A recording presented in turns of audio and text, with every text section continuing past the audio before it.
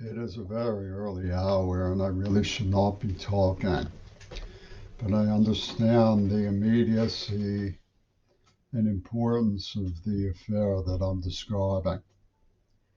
So I will go ahead and just do my level best to keep my voice down. It's after 6 and it's a Friday, but it's Veterans Day, November 11th, 2022.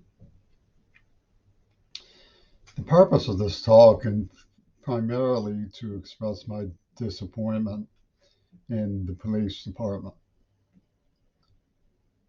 The fate of American kings is a rather large um, enterprise to describe.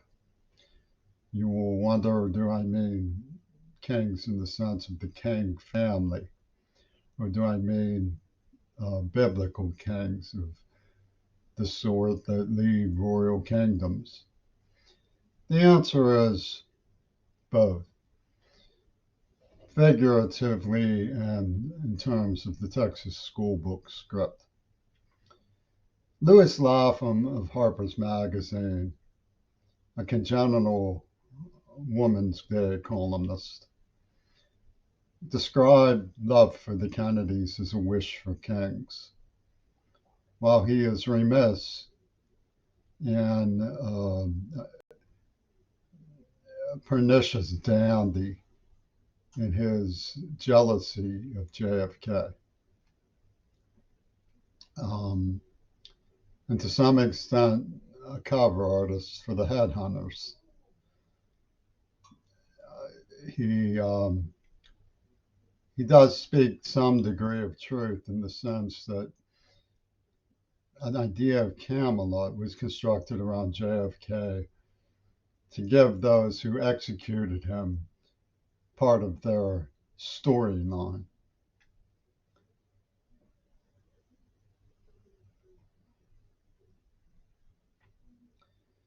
The reason I am disappointed in the police department is their inability to get ahead of this material and properly investigate media, because the police community is charged with defending the public welfare, and we are under attack by media. It was organized in Hollywood, and it has built a box for the leapfrog oligarchs, the billionaire class, the controllers of Pentagon Disney,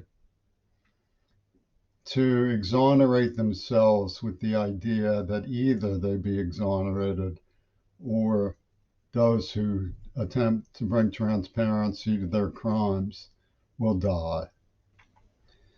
In other words, the leapfrog oligarchs are like Zodiac killers. An attempt to understand how they've operated and argumented through phenomenology is to plumb the regions of the outer limits. And I don't mean that metaphorically, I mean that literally. The studios that produce the television show, The Outer Limits, are implicated in 9/11 and the Kennedy assassination. In fact, all that the Beatles master plan involves. You'd have to be profoundly stupid not to see the premeditation in what Yoko Ono and Ringo Starr and Donald Trump are doing. Yesterday's news came that a Texas federal judge has declared that assisting students to pay their bills through the office of the presidency is illegal. This, of course, is going to be challenged, but the man that was selected to issue the refutal of leniency towards American students is named Pittman, with P-I-T-T. He was put into office by the criminal indexer Trumpy Tune, Donald Trump. Pitt was chosen. As you know, Pittman tortured me, and they were like hitmen and quarrymen, the original name of the Beatles. But Pitt is also considered to be an international philosophical school, where for decades Reagan worked behind the scenes with um, philosophers of Russia, setting up a common enemy, an albatross they called queerbait. If you look at the book Eisenstein on Disney, you discover that Sergei Eisenstein, the great Russian um, cinema artist, was fascinated by what he considered to be the greatest genius in American arts, Disney. And he attributes the idea of the Japanese symbol of a cat made up of many cats to presuppose the idea of the Ubermensch, the Ultraman, the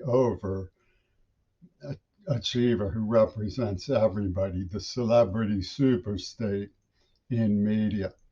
And he describes the montage method of creating an international symbolism that incorporates what people identify with into a sort of master planning group. This is behind the scenes of the Outer Limits. Kennedy's assassination occurred by premeditation on the day that a second Disney World opened. All of this was clocked to Two Virgins Pussy Bowl. What does this mean? Remember the Beatles' obsession with being number one? Chuck Watts of the Rolling Stones is said to have punched Mick Jagger because Mick Jagger called him his drummer. He said, "You're my singer." You also remember perhaps the song Band on the Run, the first one said to the second one there. See, there's this pernicious scheming to be number one. Well, they clocked Two Virgin Pussy Bowl, the United Nations Inner Sanctum, to conquest of Midori Goto. It became a steaming obsession.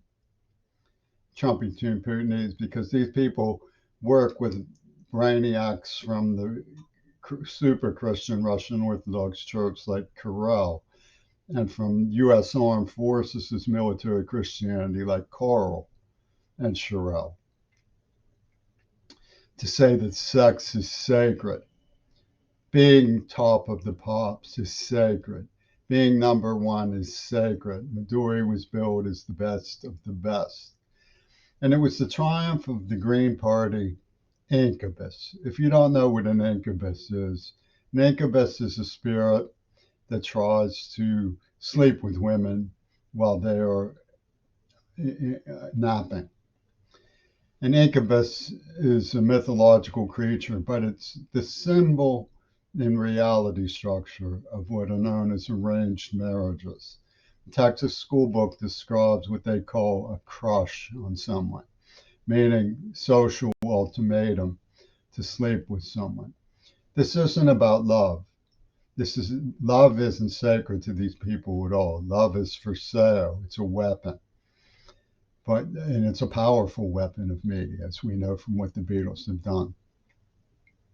But it is also a symbol for deception about their motives, which is sex. Being number one is sacred. Hunting a virgin is sacred. And they projected this off on me because of a rejection formula that the Watt makers schemed up around the neuroplastic implant that caused suffocation and suffering. This was Weinberger and Cyril Wecht working together on Mount Desert Island with the help of the Russian authorities through the British Union of Fascist Rock and Roll orchestras like King Crimson, making secret tapes to extrude memories of being held hostage by the Neva Pornographic Corporation, the Little Boy, and so on. So what we see in this is why they didn't want to talk about ecology. What they wanted to talk about was the fourth dimension. The fourth dimension idea goes back to the days when King Edward, Duke Edward, Wallace Simpson were in New York in the 20s and 30s saying that the Church of England needed to control Hollywood. The Church of England already had a great deal of biblical influence over Cecil B. DeMille and D.W. Griffith, who was meeting with Mussolini's futurist, um, Luigi Freddi and Marinetti, to describe what they were going to do to divorce media from reason and use it as a blunt instrument for provoking and bellicosity. And this fourth dimensional element took shape through Ouspensky Circle. Picasso was friends with the Inside Circle, the Windsors. They all had a lot of money and power.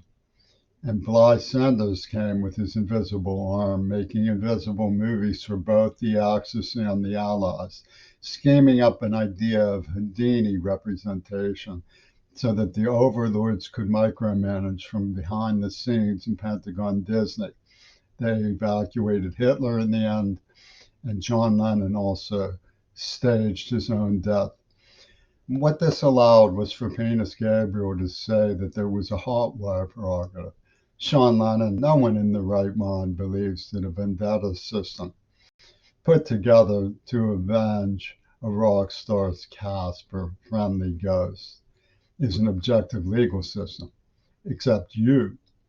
And this brings me to my disappointment in the police community. Not only have they not allowed any truth in the matter to be investigated, they allowed Peter Gabriel to very slyly conquer the American system of justice. He put together a hot wire prerogative that was based on slanders about me, developed in the city of Pittsburgh by John Schulman's inside gang, which included Sting and Migno Wen, who have been found out by the Smithsonian Magazine for ripping off the museum for $8 million, and as a conduit in those ripoffs directly to Donald Trump. A friend of John Schulman showed up at the place of one of Trump's speechwriters at Pitt News.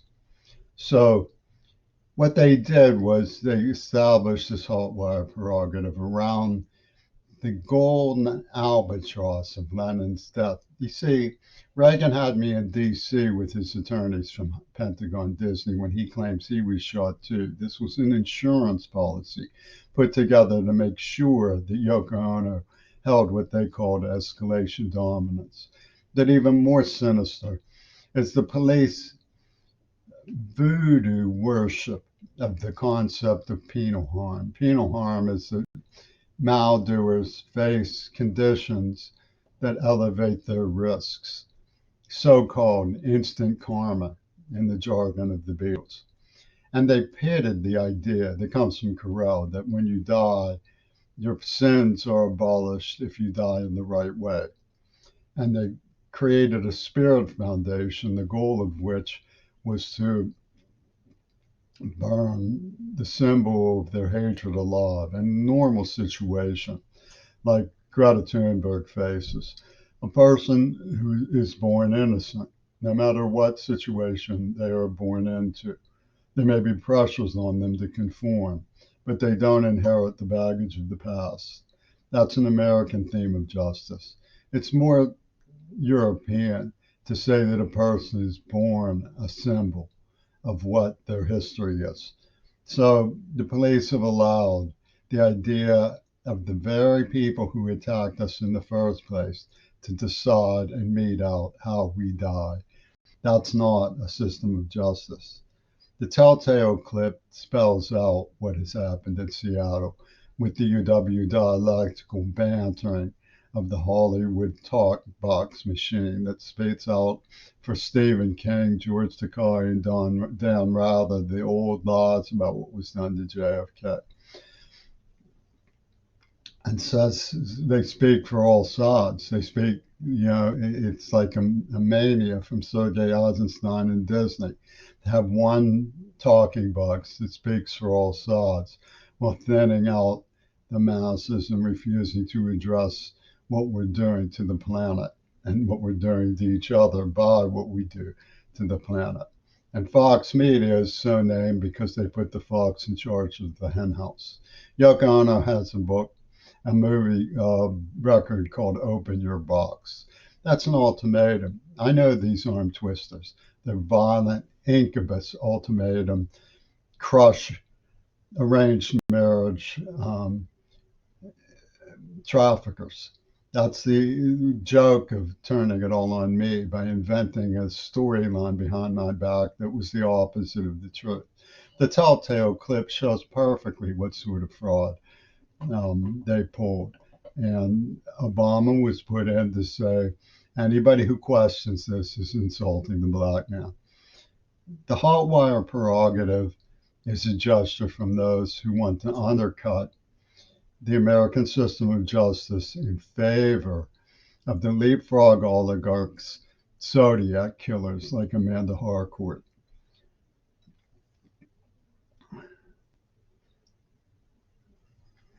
It would be impossible for me not to notice any of this because they poisoned me in the mouth as a symbol before the COVID attack. And of course, Donald Trump went to San Antonio with his guitars and stood at the Alamo plaque as though he is Santa Anna, demanding that Americans die from the plaque pouring out of their mouths. This is the sort of line in the sand gesture that George Bush came up with when he sacrificed Iraq to his, what George Will called, one man psychodrama. Whose psychodrama is that? Robert Fripp of King Crimson. He schemes this stuff up and calls it the fourth dimension. These people are royal losers. The fate of American kings shouldn't be in their hands.